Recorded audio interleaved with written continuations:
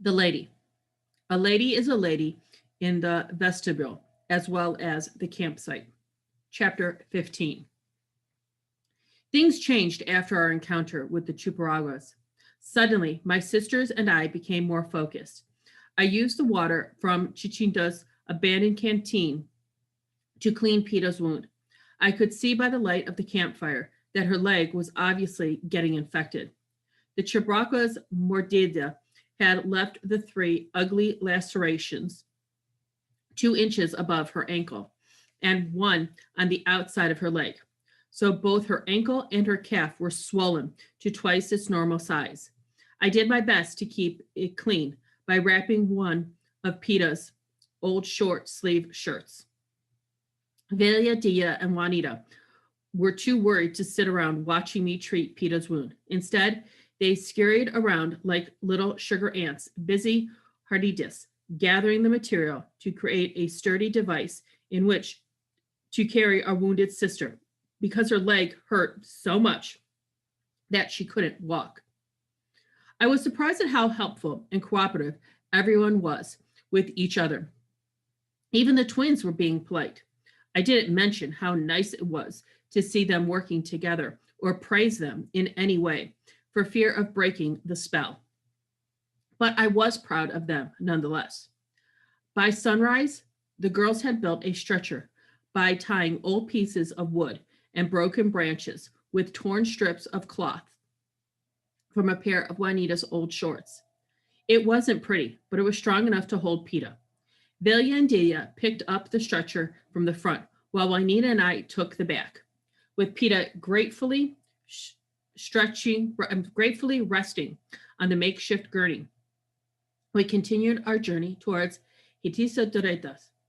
We traveled slowly, stopping often to rest because our arms were not used to carrying so much weight for so long.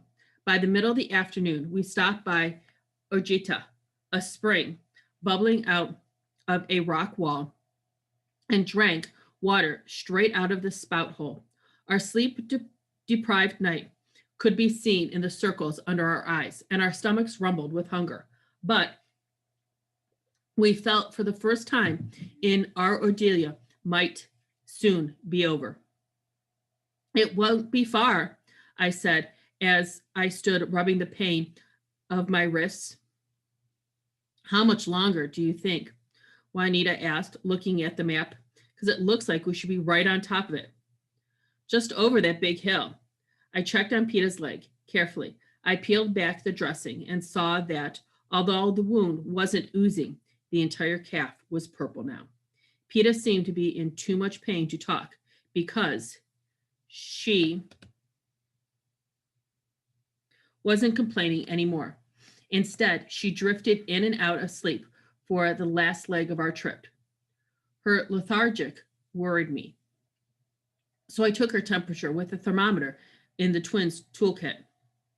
I was so afraid of Pita losing her leg, I considered using Lularola's gift.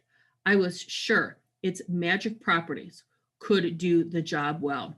But I also worried about misusing the amulet's last gift when I knew that in less than an hour, in the time it would take to walk the last few miles of our journey, Abula would be able to care for her. Our grandmother was, after all, a crendas. She knew how to use natural herbs to cure almost anything. The memory of her treating a farmer's ulcered arm the last time we visited her was still fresh in my mind. So I decided to wait and see what she could do for Pita's leg. The ear pendant would still be there if I needed to use it later. She's running a fever, I said. Juanita shook her head in dismay. Velia and Delia cursed under their breath and knelt beside Pita. Delia touched her face and forehead and asked if she wanted some of the water they'd been saving just for her.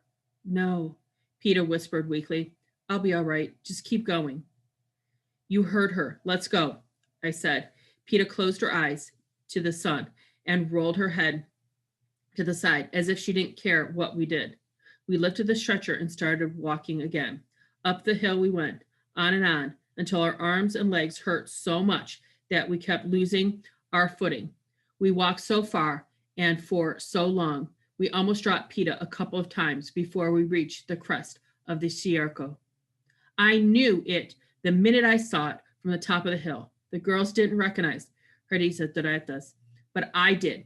Peter, we're here. We're going to be okay, Mamita, I said as we stood staring down at our destination. Peter lifted her head long enough to look down at the Cierta. Oh, thank God, she whispered before she laid back down and closed her eyes again. Exhilarated by the sight of our parental grandmother's home, we walked hurriedly down the hill towards the pink Tacadas building within the coral-like fence, being careful not to jostle Pita too much in the stretcher. The lilac jacada tree by the gate leaned backwards over the fence as if the wind had made it laugh, was exactly as I remembered it. The abundant crepe myrtles and pink bovilias that dotted the courtyard were also as beautiful and lively as I recalled. Look at all those flowers, Pita said, looking at Herdiza's Doretas as if she'd never seen anything more exquisitive in her life. She probably didn't remember playing here among the flowers the last time Papa brought us to see his mother so long ago. Forget the flowers, Vilja whispered. Have you ever seen so many Mariposas? As we got close enough to see the multicolored layer of butterflies flittering in the courtyard of our grandmother's house, Juanita answered, not so many different kinds in one place. The girls kept marveling at the sight as we neared the gate. Forget the butterflies, I said, interrupting their rapture. Let's find Abula. Pita's leg isn't going to cure itself. How are you doing? I looked down at Pita's face as we moved along. She was so flushed. I just knew she was getting worse. Fine. Pita closed her eyes and sighed. She was trying to be brave, but I could tell she was still in pain. I'll be all right once we get inside. Hold on, I said. Vilja and Delia banged on the gate with a stick and called for help. It didn't take long for someone to notice us. Looking up from their chores, two men dropped their garden tools and hurried over to open the gate for us. What's the matter, Hiapites? They asked. We are here to see Rambula Gazales, I said, still holding on to the stretcher. We are her granddaughters.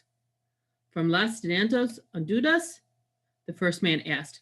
He took the front of the stretcher and the other man took the back. Yes, from the United States, I confirmed as I relinquished the end of the stretcher gratefully. The younger of the two men hoisted the stretcher and began walking backwards towards the main house. Oh, what a great surprise, he exclaimed. Your Abrula will be so very happy to see you, but she will not be happy that one of you is hurt.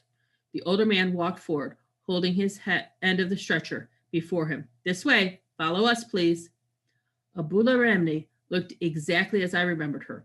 Her white, streaked hair was perfectly coiffured into a bun, and her blue eyes were sharp and fierce, centered over a long aquilas nose. Yet her mouth was wide and generous as she turned around and smiled at us. Das mentes. Abula Ramirez crossed herself and kissed her thumb before she reached out for us, welcoming us. Is that really you? Miss Nerita, she asked happily. It is us, I said, stepping forward to receive a hug. We're all grown up now, Abula. Sí, I would say so. Mia Perdata. What happened to you? Abula Ramirez asked as she took hold of Pita's head in her hand and looked at her flushed face. Rebato. Take her inside to the Salsaridias. Quickly now, she has a fever. The two men, who looked too alike not to be related, hurried ahead of us. Come in, Abula said as we entered the house behind the men and followed them into a pink recovery room. Have a seat. You look like Zabilas, the nasty good-for-nothing vultures. Beat you up and plucked every feather off of your pretty wings. Once inside, Artula, the younger man, picked up Peta's limp body and transformed her over into a cushioned wooden bench. Abula Reninis put one arm around me and another around Juanita and gave all of us a group hug. We're okay, I told Abula. It's Peta we're worried about.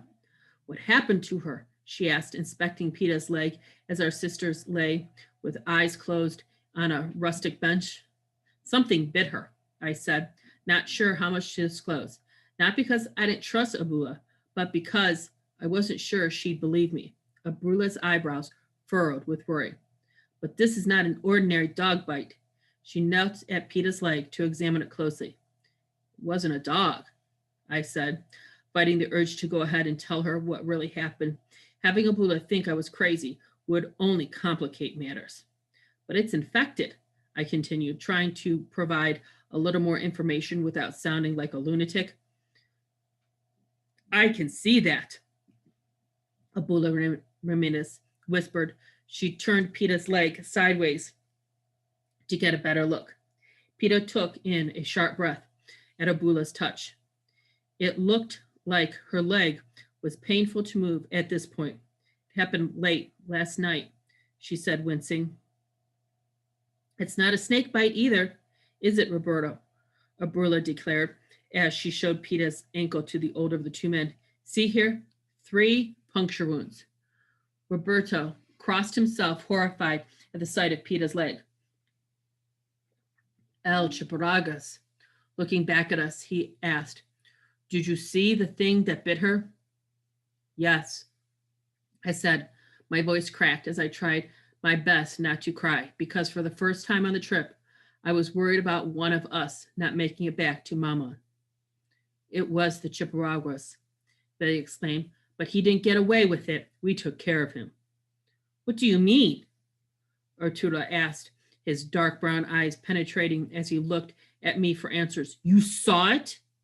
Saw it? We did more than that. We blinded him. He won't be attacking anyone anymore, Delia said, sounding quite proud of herself. You did? Roberto asked. That's incredible. Odelia did it, Juanita said, looking at me with an appreciative gleam in her eyes. She's fearless. She would have proceeded to recount the whole thing if I hadn't interrupted her. Well, at least he's not likely to hurt anyone else. Not without his other eye, I said, trying to play the whole thing down a bit. Not only did I not like being the center of attention, that's a job better suited for the twins, but I also felt bad for inflicting pain on Chicinto, even though I had been suspicious of him. But more importantly, I still worried about what he did to Peta. We didn't have time for stories right now. Unfortunately, the damage has already been done, Abula said as she checked Peta's pulse. We have to treat her immediately. Arua, get me my bulta, my medicine bag. It's in the hallway in the broom closet up high. Hurry, we don't have much time. Abula Ruminis waved to the younger man who ran out of the room in a fright. You mean she's going to turn into one of those demons? Delia asked, her voice high, like a scared little girl. No, of course not, Abula said, turning around and patting Delia's arm to reassure her. That's not possible, not when you're dealing with the Chiparaguas. His bite is very dangerous, but it's not contagious. What I meant is that his saliva is tainted. It has contaminated her blood. She's fighting the infection, but she's so young, it's hard to tell how much damage it has done. I knew it, Delia said, tearing up at the terrible thought. I knew it. We should have killed that rotten little mongrel. I don't know what I'd envisioned, but Abula's Munitas medicine bag was nothing like what I remembered. The bulta was just that, a bulky remnant of thick white cloth tied together at the top with a vagabond knot. And when it opened it, I wasn't as surprised as I was curious. Inside had all manner of herbs, seeds, sprigs, and plant roots. The contents of Abula's bulta looked like it may have belonged to El Nino Vicintos, the famous Chitinto of old times, but I watched in awe as she sorted the ingredients for Peter's treatment. Shouldn't we see a doctor for her? Juanita asked, eyeing the medicine bag suspiciously. She needs antibiotics. What do you think these are? Abula Remendez took her bluta to the coffee table and started to grind dried leaves and sprigs together in a miniature white mortar with a tiny white pestle. Herbs, I explained to Juanita, like the ones a pharmaceutical company uses to make medicine in the United States. See, Abula Ramirez said, but regular medicines are useless when it comes to treating a wound like this. A bite from the chinagas is 10 times deadlier than any vampires. These, however, are the finest herbs in all of Mexico. People from all over the country come to my garden to harvest these medicines. Abula picked up a desiccated brown sprig between her fingertips. This one is for the pain. This one is an anti-inflammatory. And this, she said proudly, as she picked up a tiny blue glass bottle and shook it in my directions. This is the stronger than any anti-venom in the world. It is my secret potion, the power and the glory of potions, made from the blood of lamb and agu bentita, sacred water from the Texaco Lake.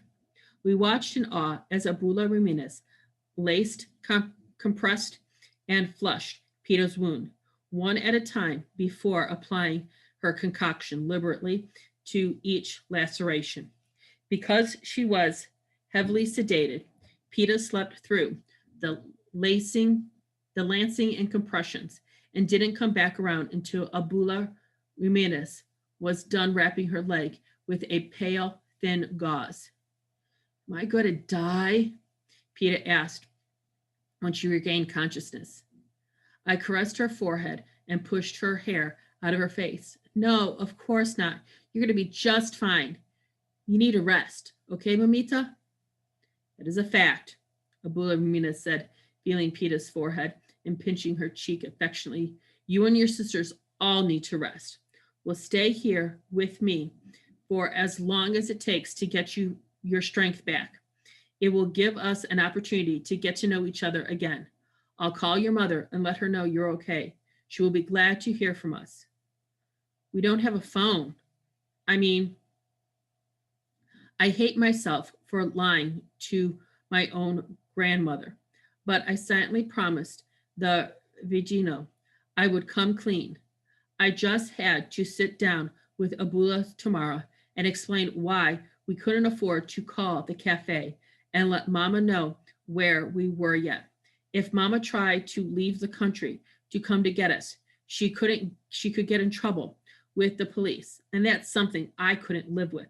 I hope Abula would understand. Well, that's the least of our worries. We'll find a way to get in touch with her when the time comes. Abula waved her hand as if to dismiss the issue. For now, I think we need to let your sister rest. Come, let's us go to the kitchen and get you all fed. You look like scarecrows who've lost their stuffing.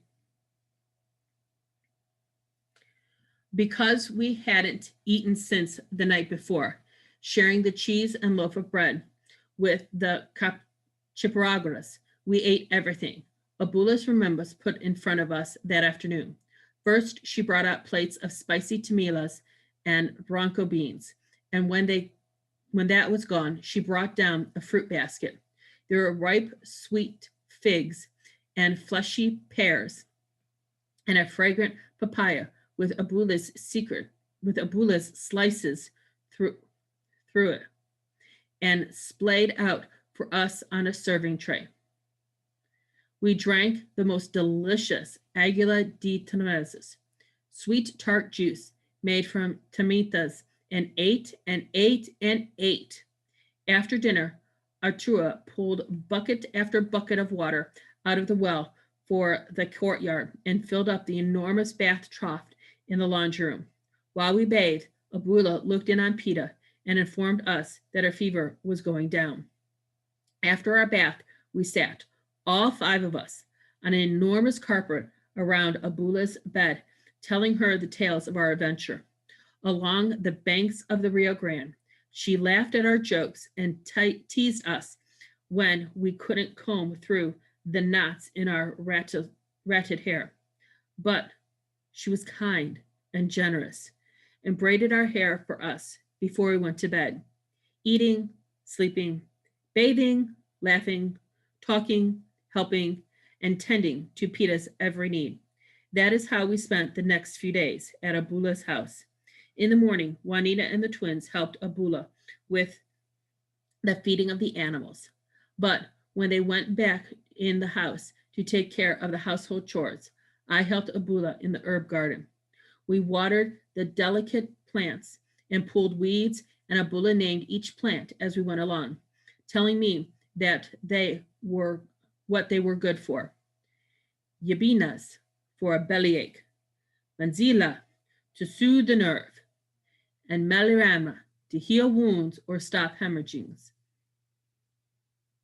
She described different features of each plant and explained the best way to remember them. In the afternoon, however, we sat in the courtyard while Peta lay out in the sun on a wrought iron bench, recuperating among the myriad of colorful mariposas that abandoned the heavenly place.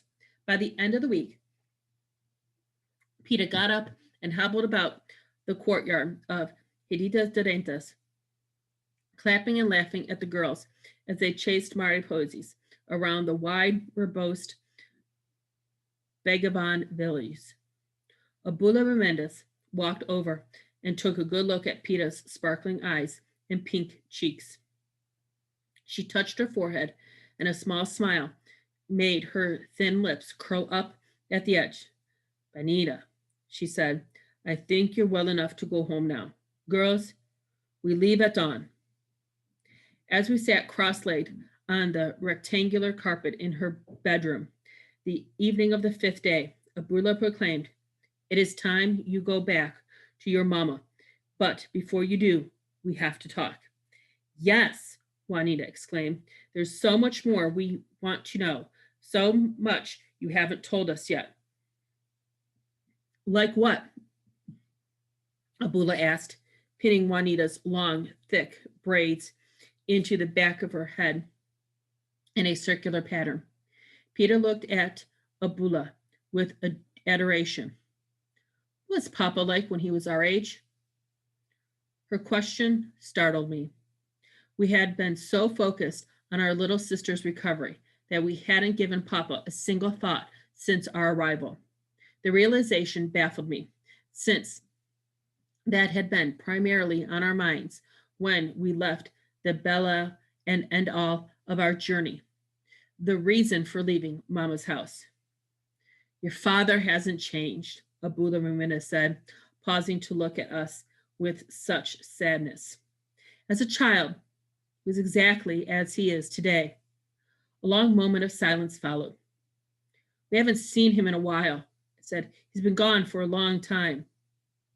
I know, Abula whispered. He left about this time last year. As far as I could tell, none of us had divulged the bit of information yet. How do you know that? I asked in surprise. Who told you? He did, Abula Ramirez whispered, her brows furrowed worriedly over her eyes.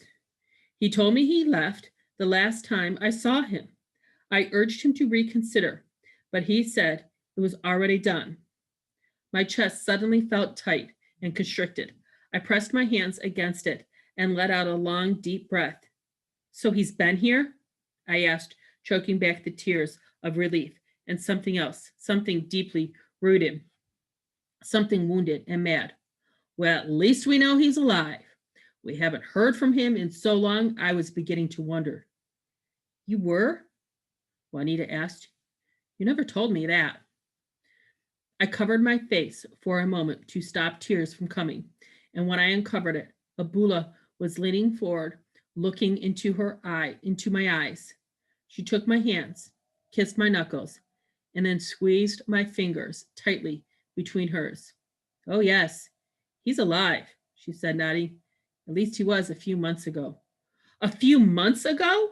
I asked, the anger within me growing as it devoured the hurt and the pain the knowledge was causing. Did he tell you why he left? Juanita asked, her eyes narrowing intently. He did, Abula said, but that is not for me to discuss. That is for your parents to explain. But why? Peter whined. Why can't you tell us? We tell you everything. We even told you about the dead man's body and about Lalarola and the Nagros. Why can't you tell us something about what's going on with Papa? Peter started to sob softly. Amia, Nia, please don't cry, Abula Remember said, wiping a runaway tear off Peter's cheek with her right thumb. Listen, I'm not trying to keep secrets from you. I'm glad you've been so honest with me. I need to know something, though. So I'm going to tell you one thing. Your papa left because he's selfish. It's our fault, really. Mine and your Abula, Renel's. God rest his soul. You see, we spoiled him. We made him think that because he was so talented, because he could sing so well, that he was more important than anyone else in the world. And for that, I'm deeply sorry. You spoiled him? Juanita asked, confused. And yet, he never spoiled us, Velia said. Juanita reached over and smacked Velia's arm. Yes, he did. He spoiled us all the time. When? Delia asked indigently. I don't remember that. Velia agreed. Spoken like a couple of spoiled brats, Juanita said, giving them the evil eye. When we were younger, he wasn't performing, so he had a regular job in Houston and used to come home on weekends with his arms loaded with presents, like it was like Christmas in April or in July or August or whatever month it happened to be. He always brought us presents when he came home. I remember, Delia exclaimed. He brought us dolls and board games and those little plastic jewelry sets with the giant rings and matching tiaras. Don't you remember, Velia? He even brought you a special present once because you saw a game on TV and called him begging for a basketball. Oh, yeah, the basketball incident. You all hated me for that, Velia said, twisting her face in an effort of recollection. We had so many toys, we didn't even play with most of them, Juanita said, remembering how good life used to be before Papa stopped coming home regularly and only showed up every now and then. And now we have to make our own bracelets out of used aluminum cans. Way to go, Papa. Velia drew her knees up to her chin and stared off into a space, pouting. I like our bracelets better. Besides, I'm not so sure Papa was spoiling us. I think he felt guilty for being gone so much, I said, the picture of Mama crying on the television because of us coming to my mind and my throat tightening. And there are worse things than not having him around anymore. Like not knowing where your daughters are? Abula asked if she read my mind. Or if you'll ever see them again? Velia sat up on her knees to face us. I'm sorry, but I'm the only one who thinks maybe Mama deserves it a little. I mean, think about it. After Papa left us, Mama literally stopped taking care of us. She didn't listen to us anymore. She didn't even know where we were half the time. Velia, I exclaimed, nobody deserves this. I thought of that terrible daughter we've been, how the cries of the locusts were not far off. We'd been bad too, and Mama still loves us. I think Velia has a point, Delia intervened in a strangled voice. The truth is, Mama was just as bad as Papa. My delicious. very neglectful of us.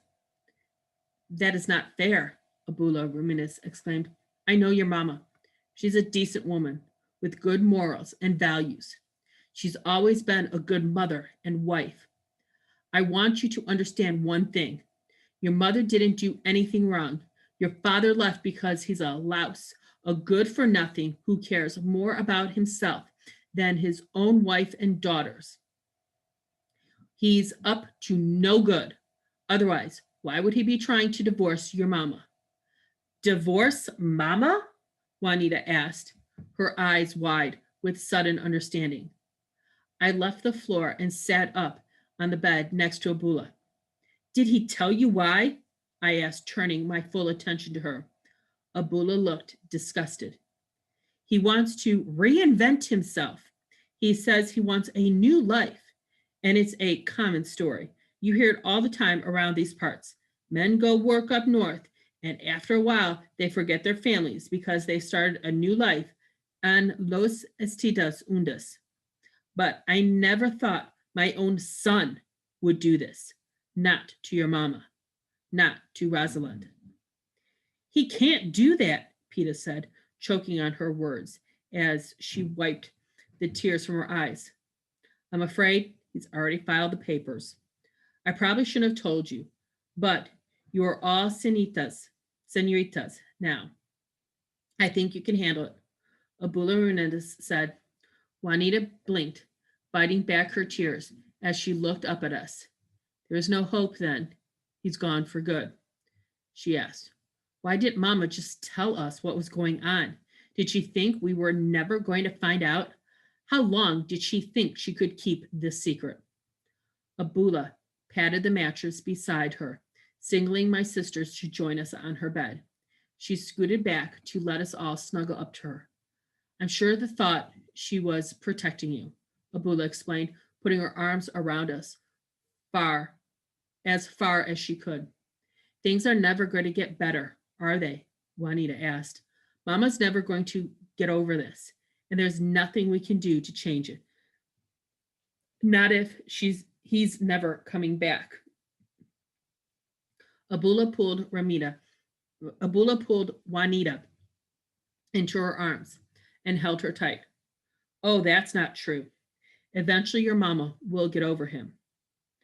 But I always hoped that we would, Delia trailed off. Come back and make things better, Delia mumbled, finishing Velia's thoughts. Both girls looked absolutely crushed. Papa slowly, painfully abandoned what wounded us deeply at first. But we had managed to get beyond it by telling ourselves we were free spirits and nothing could ever destroy us.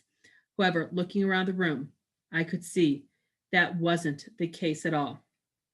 Apparently, I wasn't the only one who had never given up on him, because we were all openly crying now.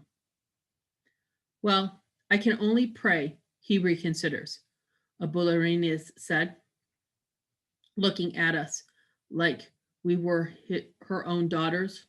Lord knows I tried talking some sense into him, but he hasn't done it yet, has he? He hasn't divorced her, I asked, wondering how Mama was able to keep her sanity with everything that was going on with us, how awful we had been to her. There is that, Abula said, reaching out to caress our faces one by one, listening to our unhappy sighs. Ah, petitas manas, Juanita wailed, giving in to her tears. What she must be going through. Bilia's eyes were suddenly full of rage. Papa can be such a jerk. I'm ashamed of being his daughter, Delia added. We have to get back to Mama, Juanita whispered, looking to the rest of us for support. Mama's in a lot of pain right now. She needs to hear that we still love her. Think about it. When was the last time you reached out to her? Well, isn't it hard to get close to her when all she does is yell at us or go to her room and cry? Vilya said defensively. Well, hello. She's been abandoned, I pointed out empathetically. And what did we do to make things better for her? Were we concerned? Did we make things easier for her? No. We abandoned her too. We stole Papa's car and took off. No note, no phone call, no explanation. I paused. I wondered if I should voice my previous thoughts aloud, then charged ahead. Maybe Cecilia and the locusts were right all along. Maybe we are wicked children. We are. We took advantage of her state of mind, Juanita concluded, biting her lip nervously. We stopped doing our chores and ran wild and did whatever we wanted when we should have been taking care of her. I pointed out with disgust. We should go home and ask for forgiveness, Delia whispered, hanging her head. For being as selfish as Papa, Delia finished her twin's thoughts. We should take some flowers or something, Peter said, looking at Abula Renedes for approval. Her face was scrunched with wretchedness. Yes, we have to go home and find a way of making things right for Mama Delia concluded. Delia wiped away her tears roughly with the back of her hand. I think it was actually all our fault, she declared. Papa left because we're pestidus, too much to handle. He left because he didn't listen to himself half the time and we're always getting in trouble with Mama. And, well, I think he was just sick of hearing about it. Peter used the bottom of her shirt to wipe her eyes. You mean he doesn't love us anymore? Peter asked. Would you? If you had us for daughters? Delia asked Peter, looking at her sister resentfully. That's when I realized the evil of what the Luchesas had said about us. We had been bad, yes. But what Papa did, was it our fault? Yes.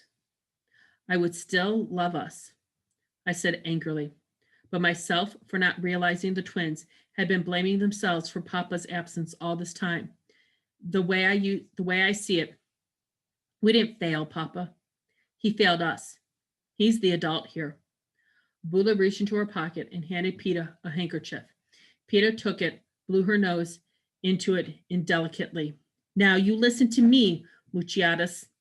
Abula Jimenez's eyes darkened with emotions. The truth is, adults don't always make sense. They don't always do what's right. Sometimes they are like children themselves, doing whatever they want. Chatas chititas es uno medidas. They have a mind of their own. Do you understand? I think so, Delia whispered, nodding her head. Sometimes men leave for whatever reason, Abula continued. Nothing you did or could have done differently would have changed that. So I want you to stop blaming yourselves or your mama for the choices your father has made. Instead, I want you to continue taking care of each other the way you have been doing so far. I am so proud of you for standing up for your Hermandas against those evil creatures. I'm sure having to do that has taught you how important it is to stick together, to love one another more than anything else in the world. With those words, Abuda Renenes gathered us closer around her. We went into her arms and let her hold us. She held us tight and said, what is done is done. The best thing you can do is to go home, let your mama know you're all right, and you're all she cares about right now.